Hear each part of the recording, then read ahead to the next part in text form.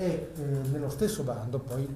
diciamo, come opzione alternativa c'era invece... Abbiamo avuto moltissime domande sia sul bando attrezzature, quelle medie, diciamo, con un tetto di spesa di 25.000 euro, che comprendevano soprattutto la possibilità di acquistare veicoli per trasporto atleti, sia dal punto di vista invece della ristrutturazione dei campi di calcio e rugby, che è il primo bando che abbiamo fatto uscire. Conseguentemente abbiamo dato risposte importanti anche economicamente, 56 progetti finanziati di attrezzature con l'acquisto di ben 50 autoveicoli e 18 finanziamenti con oltre 3 milioni di finanziamento per quanto riguarda i campi di calcio e di rugby, 3 campi di rugby, uno che ha sia calcio che rugby, 14 di calcio che abbiamo finanziato in questa fase. Quindi diciamo domande importanti, oltre 100 sui campi e oltre 100 anche sulle attrezzature di queste medie dimensioni, a cui si aggiungeranno poi le risposte alle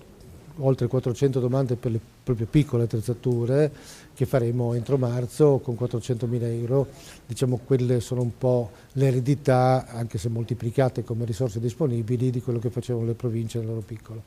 Ecco, diciamo una risposta importante a un'iniziativa nuova, la Regione non ha mai fatto un bando per queste esigenze, importanti perché da una parte c'è un'oggettività della valutazione e quindi molto importante questa trasparenza, dall'altra parte è una graduatoria importante che ci dà stimoli anche eventualmente per continuare di questo passo, che è un passo di poter appoggiare il mondo dello sport non solamente finanziandone le manifestazioni ma soprattutto diciamo, la qualità della proposta, quindi dell'attrezzatura e della legibilità dei campi, degli spogliatoi, delle tribune. Questo riguarda proprio i campi e gli impianti sportivi. L'anno prossimo uscirà appunto il bando per coloro che non praticano calcio e rugby. Sì, abbiamo voluto dividere perché i campi all'aperto di calcio e rugby hanno delle caratteristiche diverse, quindi per fare una classifica il più possibile oggettiva non si potevano mescolare con le palestre o con altri sport.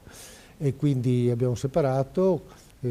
uscirà fra poche settimane il bando per gli altri sport, con caratteristiche ovviamente un po' diverse sui criteri, ma sempre quello del cofinanziamento massimo al 50%,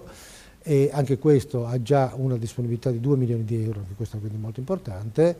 e quindi daremo un'ulteriore risposta importante anche agli altri sport ovviamente che attendono da tempo insomma, questi interventi. Ecco, ripeto, uno sforzo consistente da parte dell'amministrazione regionale ma che riteniamo che sia veramente apprezzabile e che ha avuto dei risultati anche insperati, perché quando le domande sono centinaia, da una parte spaventano, dall'altra parte sono l'emergere di un bisogno a cui diciamo, siamo stati capaci di intercettare e speriamo che possiamo continuare così.